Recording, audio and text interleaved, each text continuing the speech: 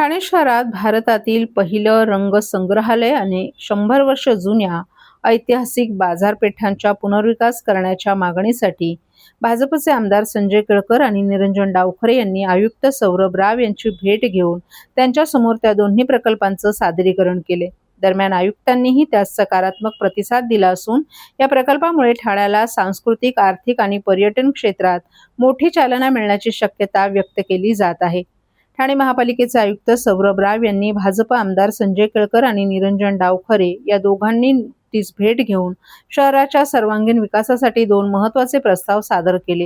हे प्रस्ताव केंद्र सरकारच्या अर्बन चॅलेंज फंड अंतर्गत राबवण्याचा विचार असून शहराच्या सांस्कृतिक ओळखीबरोबरच आधुनिक विकासाला चालना देण्याचा उद्देश आहे. पहिल्या प्रस्तावात ठाण्यात भारतातील पहिलं रंगसंग्रहालय उभारण्याची योजना आहे.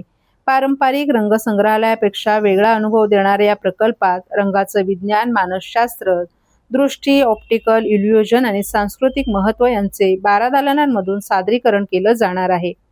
ठाणे महानगरपालिका आयुक्त सौरभ राव यांनी सादर करण्यात आलेल्या दोन्ही विकास प्रस्तावांचे कौतुक करत त्यांना सकारात्मक प्रतिसाद दिलाय. अर्बन चॅलेंज फंड अंतर्गत हे प्रस्ताव केंद्र सरकारकडे सादर करण्यासाठी तात्काळ कार्यवाही करण्यात येईल असंही त्यांनी स्पष्ट केले.